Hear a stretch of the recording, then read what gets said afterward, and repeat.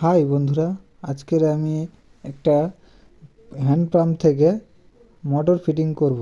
তো কিভাবে করছি সেটাই দেখাচ্ছি।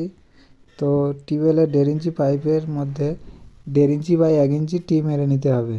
1.5 ইঞ্চি বাই 1 ইঞ্চি টি মারা হয়ে গেলে ওখানে এমটিএ মেরে হরিজন্টাল ভাল্ব মেরে নিতে হবে। তো হরিজন্টাল ভাল্বের মাথা থেকে আমি পাম্পের কানেকশানটা করব।